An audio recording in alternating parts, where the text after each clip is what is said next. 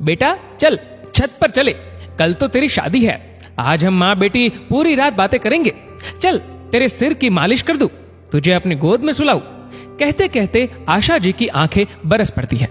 विशाखा उनके आंसू पोंछते हुए कहती है, ऐसे मत रो माँ, मैं कौन सा विदेश जा रही हूं। 2 घंटे लगते हैं आगरा से मथुरा आने में, जब चाहूंगी तब आ जाऊंगी। विदा हो जाती है विशाखा माँ की ढेर सारी सीख लिए, मन में छोटे भाई बहनों का प्यार लिए, पापा का आशीर्वाद लिए, दादा दादी चाचा चाची मामा मामी बुआ फूफा मौसी मौसा सबकी ढेर सारी यादों के साथ। जल्दी आना बिटिया, आते रहना बिटिया, कहते हाथ हिलाते सबके चेहरे धुंधले हो गए थे विशाखा के आंसुओं से। संग बैठे आकाश उसे चुप कराते हुए कहते हैं, सोच लो, पढ़ाई करने बाहर जा रही हो, जब मन करे चली आना। शादी के 1 साल बाद ही विशाखा के दादाजी की मृत्यु हो गई। उस समय वो आकाश के मामा की बेटी की शादी में गई थी। आकाश विशाखा से कहता है, ऐसे शादी छोड़कर कैसे जाएंगे विशु, दादाजी को एक न एक दिन तो जाना ही था, फिर चली जाना। चुप थी विशाखा, क्योंकि माँ ने सिखाकर भेजा था, अब वही तेरा घर है, जो वो लोग कहे वही करना। 6 महीने पहले आनंद भैया मामा के बेटे की शादी में भी नहीं जा पाई थी, क्योंकि सासू माँ बीमार थी। अब विशाखा एक बेटी की माँ बन चुकी थी। जब उसका 5वां महीना चल रहा था, तभी चाची की बिटिया की शादी पड़ी थी। सासू माँ ने कह दिया, ऐसी हालत में कहाँ जाओगी। वो सोचती है, कैसी हालत, सुबह से लेकर शाम तक सब काम करती हूँ, ठीक तो हूँ। इस बार उसका बहुत मन था, इसलिए उसने आकाश से कहा, मम्मी जी से बात करे और उसे शादी में लेकर चले। चाची का फोन भी आया था आकाश के पास, तो उन्होंने कह दिया कि आप लोग जिद करेंगे तो मैं ले आऊंगा, लेकिन कुछ गड़बड़ हुई तो जिम्मेदारी आपकी होगी। फिर तो माँ ने ही मना कर दिया, रहने दे बेटा, कुछ भी हुआ तो तेरे ससुराल वाले बहुत नाराज हो जाएंगे। वैसे तो ससुराल में विशाखा को कोई कष्ट नहीं था, किसी चीज की कमी भी नहीं थी, फिर भी उसे लगता था जैसे उसे जिम्मेदारियों का मुकुट पहना दिया गया हो। उसके आने से पहले भी तो लोग बीमार पड़ते होंगे, तो कैसे संभलता था।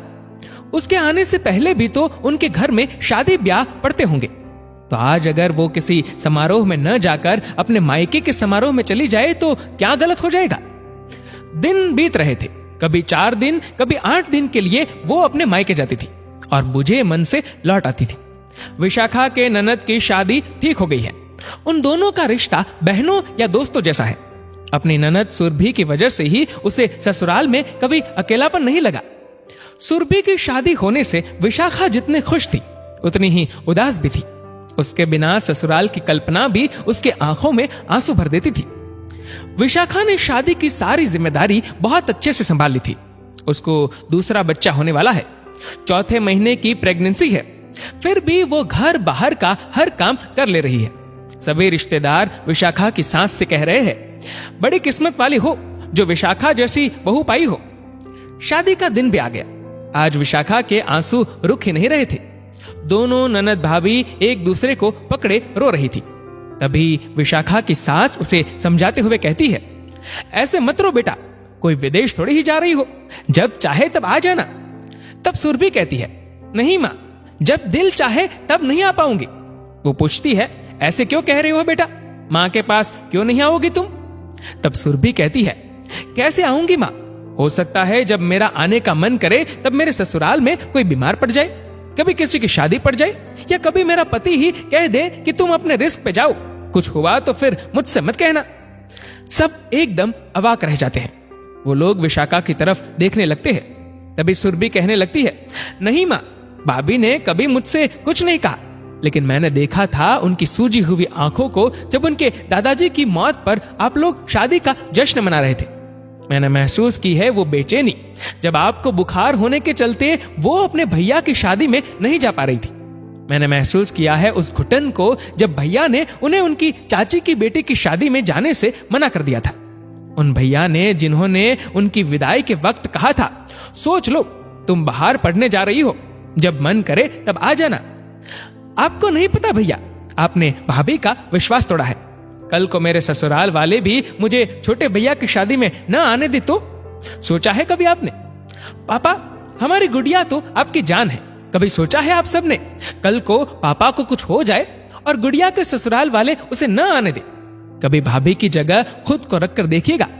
एक लड़की अपने जीवन के 24-25 साल जिस घर में गुजारती है, जिन रिश्तों के प्यार की खुशबू से उनका जीवन भरा होता है, उसको उसी घर जाने, उन रिश्तों को महसूस करने से रोक दिया जाता है।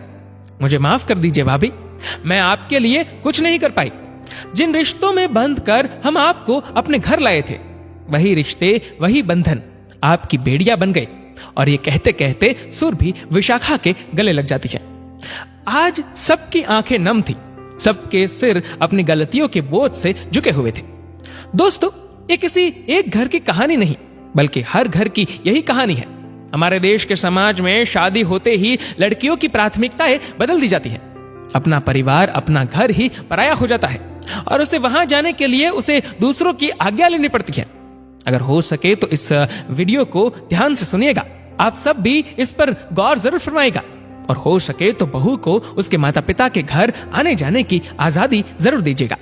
दोस्तों, इस वीडियो को लेकर आपकी क्या राय है, नीचे कमेंट करके जरूर बताएगा। और अगर आपको वीडियो अच्छा लगा हो तो इसको लाइक करिएगा, शेयर करिएगा ज्यादा से ज्यादा लोगों तक। और ऐसे ही और भी इंस्पिरेशनल वीडियोस के लिए सब्सक्राइब करें हमारे यूट्यूब चैनल को और फेसबुक पर फॉलो करें हमारे पेज को। धन्यवाद।